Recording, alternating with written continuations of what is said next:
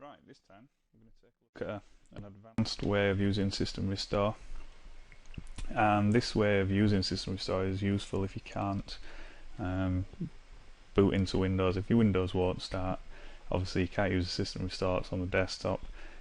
So there is a way of actually accessing System Restore from your Windows disk.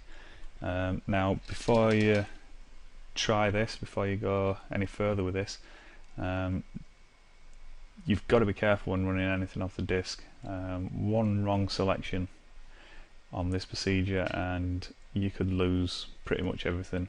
You basically reinstall Windows and then it becomes a bit of a nightmare to get your data back. It's not impossible, but it's always best to only use this as a last resort. And if you are going to use this, make sure that all your important data is backed up. Now, because we want to boot from the disk, most PCs are set up in BIOS to access the hard drive first, and in this case we actually want the CD-ROM, DVD-ROM to be the first in the boot priority. So what I'm going to do now is I'm going to reboot this PC and I'm going to show you how to access BIOS.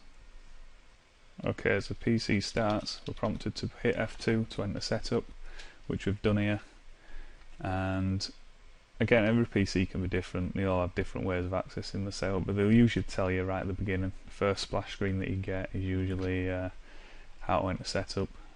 So whichever key it tells you, in this case F2, we'll just tap F2 and now we're in the BIOS setup.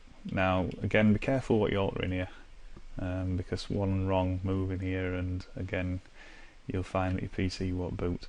So what we want to do, and most BIOSes are the same, is we want to shift across to boot and then drop down. And as I said earlier, you'll see that hard drive is number 1 in the list and CD-ROM is number 2 with removable devices after that.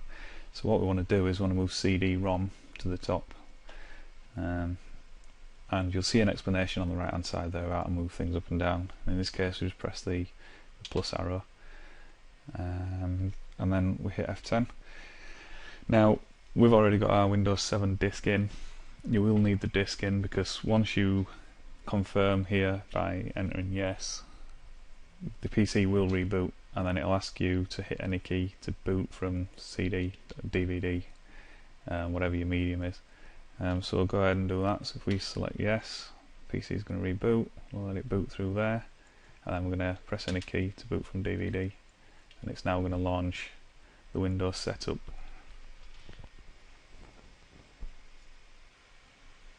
Okay, once we've loaded the Windows files and we've gone through the starting Windows splash screen, we'll be prompted to enter language in current time format. So I'm English UK, so we'll hit that, pick whichever country you're in and click next. Okay, this is where we've got to be careful. What we don't want to be doing is installing. And you'll see down here in the bottom left that we have an option to repair your computer. So if we left click on that, this is now going to search the hard drives in this computer and it will then detect which operating system we're running. Okay, once it's done that, it's found our Windows 7 install on local drive C. We're going to highlight Windows 7 and click next. And this is going to take us into the system recovery options. And again, just be wary of what you're actually selecting here. The one we're looking at is System Restore, but I will go into these in a later video or two. There's some pretty good stuff in here. So what we want to be doing is clicking on System Restore, and now it's going to scan. Now, if you've used Windows System Restore from the desktop, that'll be pretty familiar to you. It now just goes into the same dialog boxes as the desktop version would. So we click next, and you'll see here that we've got a restore point that I created earlier on. And again, you can show more restore points, and you can also scan for affected programs. So now what I'm going to do is I'm going to highlight that and click next. That's the restore point I want. And again, just as on the desktop, it's going to ask us to confirm.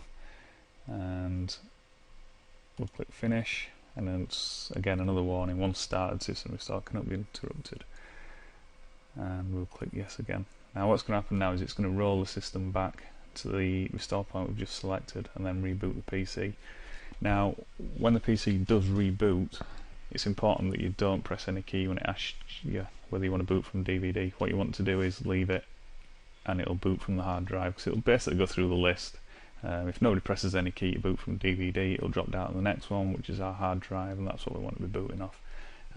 So again, once we get into the reboot stage here, just don't press any keys when it asks you to boot from DVD. Okay, now it's finished the restore. It's going to tell us that it was completed successfully, and we're going to restart.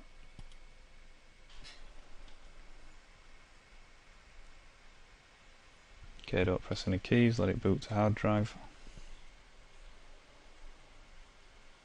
Okay, now that the PC's rebooted, we've got the system restore completed successfully dialog box up, and we just click close, and we've now rolled back to that earlier restore point, and hopefully your PC will now boot. If not, obviously try later restore points until you can get it to boot.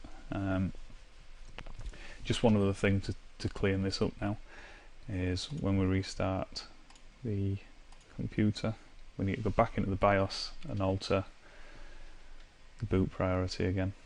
I mean, it can be left the same, but it just adds that extra dialogue when it's booting up, press any key if there's a bootable drive in there. So again, we hit F2, and then we skip across to boot, and down, and then we'll just press the plus key. Again, your BIOSes tend to differ a little bit.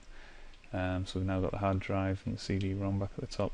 It'll only prompt you to press any key if there is a bootable disk in there, such as your Windows install or anything like that. So you can leave it and take the disk out or put it back. This is just a way of showing you how to set it back. Press F10 and hit yes. And that's how to do a system restore from the Windows